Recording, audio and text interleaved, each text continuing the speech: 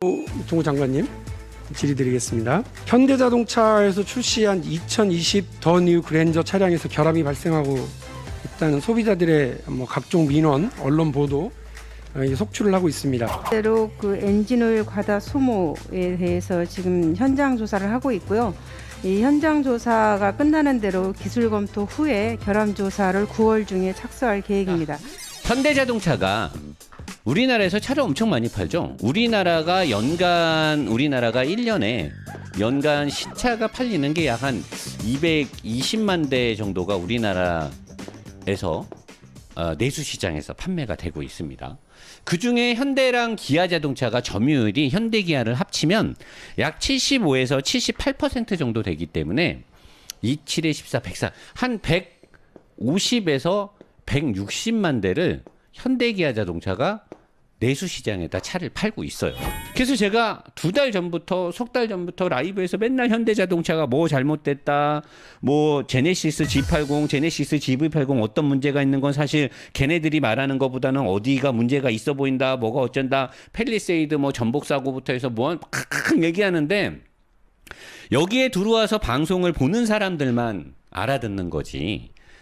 대외적으로나 언론이나 또 현대자동차가 제가 아무리 떠들어봤던들 꿈쩍 안 하는 거죠. 왜? 너는 떠들어라. 우리는 돈만 벌어서 우리 배만 채우겠다 이런 식이니까. 근데 최근에 국회의원님께서 성북구 을인가 성북구죠?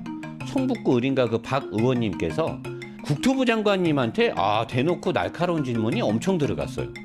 동우 장관님 질의드리겠습니다. 현대자동차에서 출시한 2020 더 뉴 그랜저 차량에서 결함이 발생하고 있다는 소비자들의 각종 민원, 언론 보도 속출을 하고 있습니다. 대로 그 엔진오일 과다 소모에 대해서 지금 현장 조사를 하고 있고요.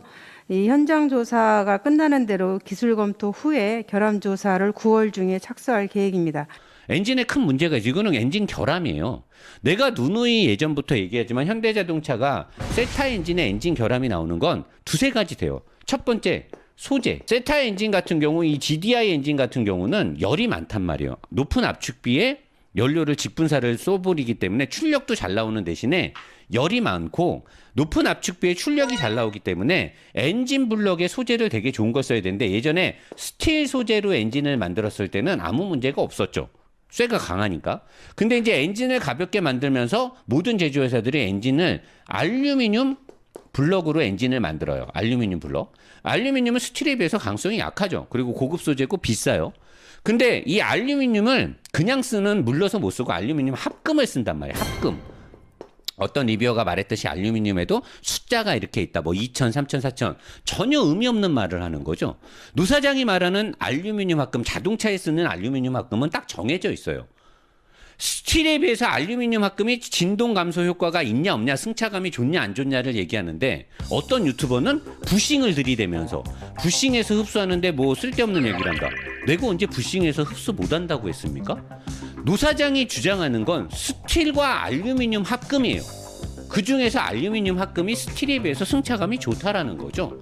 근데 어떤 공학도는 부싱을 들이대면서 엉뚱한 비교를 하는 거야. 나는 지금 스틸하고 알루미늄 합금을 절대 비교를 하고 있는데 여기다가 부싱을 갖고 와서 얘기를 해. 뭔 상관이야 이게? 현대자동차가 GDI 엔진이나 지금 스마트 스트림 엔진이 왜 문제가 되냐? 알루미늄 합금으로 가는 이 엔진 블럭을 소재를 아꼈죠. 이 알루미늄 합금에 여러 소재를 복합 소재를 써서 굉장히 강하게 만들어야 되는데 소재를 아끼면서 얘네들이 버티지를 못하는 거예요. 그 다음에 두 번째는 제가 저번에도 여러분들한테 그림 보여드렸듯이 엔진 블럭을 위에서 봤을 때 구멍이 이렇게 있잖아요. 이렇게 네 개가 여기서 이제 피스톤이 왔다 갔다 하는데 요 전체 이 실린더 안에 피스톤이 움직이는 이 구간을 뺀 나머지에 오일이 흘러다니고 냉각수가 가는 관들이 있는데 다른 유럽 차들에 비해서 현저하게 현대자동차가 이게 얇아요. 전체가. 그리고 피스톤과 피스톤 사이가 굉장히 가까워요. 이 격벽이 너무 없어도 너무 없어. 그냥 옆방에서 하는 소리가 다 들릴 정도로 그냥 종이 한 장이야. 그렇게 되면 전체적으로 이 엔진의 블럭도 작으니까 엔진 블럭 값도 싸지고 소재 값도 아꼈는데 이게 짧아지면 또 크랭크 축이나 위쪽에 들어가면 캠 샤프트랑 다 짧아지니까 여러 가지로 엔진에서 원가 절감을 너무 많이 한 거죠. 현대자동차가. 이 문제를 알 거란 말이에요. 근데 아직까지도 현대자동차는 모른다면서 엔진 오일, 뉴 그랜저랑 K7이랑 엔진 오일이 지금 감소하고 있는 게 조금씩 감소되는 것도 아닌데 알면서 국토부는 많은 사람들이 국토부에다가 이의 제기를 했음에도 불구하고 국토부는 내사를 안 하고 있고 여기에 대해서 실태 파악을 안 하고 시간을 미뤄요. 그게 엊그저께 박 의원님께서 국토부 장관님한테 질의를 한 거예요. 왜 이런 걸 안 하느냐. 그러니까 국토부 장관님은 이제부터 파악을 하겠다라고 답변을 하셨고, 자, 현대자동차는 노 사장도 알고 있는 이런 내용을 과연 현대자동차가 모를 리가 있겠냐 이거죠. 당연히 알겠죠. 얘네 당연히 알아요. 근데 리콜 안 해. 자발적 리콜이 있고 강제 리콜이 있죠. 국토부에서 시행하는 강제 리콜이 있어요. 근데 얘네는 자발적 리콜도 안 하고 강제 리콜도 안 해요. 그리고 많은 사람들이 가서 따지면 오일을 새로 더 넣어주고 오일 캡이고 어디고 다 봉인시키고 오일 게이지를 엔진이 이렇게 있잖아요. 그럼 여기 이제 엔진 오일이 이렇게 있잖아. 엔진이. 그럼 이쪽에서 오일 게이지가 이렇게 들어간다고 해봐. 그러면 엔진 오일이 여기 이렇게 찰랑찰랑 차 있으면 우리가 위에서 엔진에서 이렇게 오일 게이지를 넣으면 여기에 이제 오일이 묻어 있어서 이걸 딱 빼가지고 오일이 남았나 안 남았나 확인하잖아요. 이 차에는 엔진 오일이 약 5리터가 조금 안 되게 들어가요. 정량이, 엔진 오일이. 근데 지금 문제가 되는 오너들이 현대자동차를 가면 이 엔진 오일 게이지를 빼요. 빼고 뭐를 주냐? 엔진 오일 게이지가 더 깊은 여기가 끝까지 내려오는 엔진 오일 게이지를 줘요. 끝까지 오는. 그리고 모든 차에 지금 그렇게 하는지 아니면 저한테 카톡을 주시고 사진을 주신 분만 그렇게 받았는지 모르겠는데 이분이 옆에서 지켜봤는데 7리터를 넣더래 오일을. 그러면서 이분이 나한테 바로 연락이 온 거예요. 노 사장님 차에다가 엔진 오일을 많이 넣으면 어떻게 돼요? 그래서 많이 넣으면 안 좋은데 왜요? 했더니 2리터 정도 더 넣는데 그래서 무슨 차인데 했더니 그랜저가 원래 몇 리터지? 찾아보니까 4.89리터에서 5.12리터 들어간대.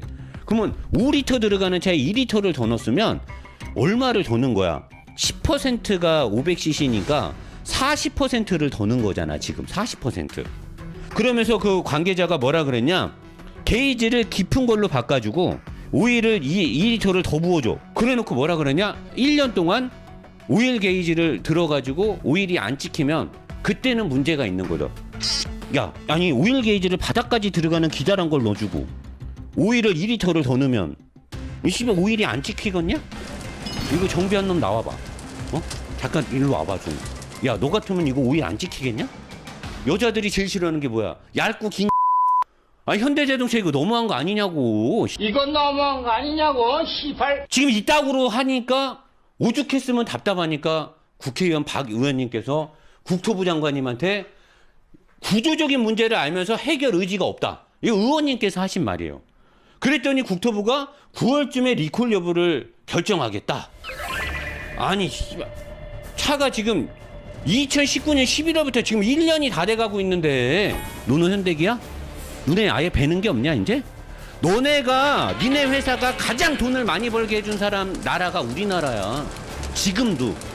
니네가 그렇게 중요시하는 북미 시장에서도 1년에 이만큼 못 팔잖아. 그리고 북미 시장에서 우리나라보다 싼 차 팔고 있잖아.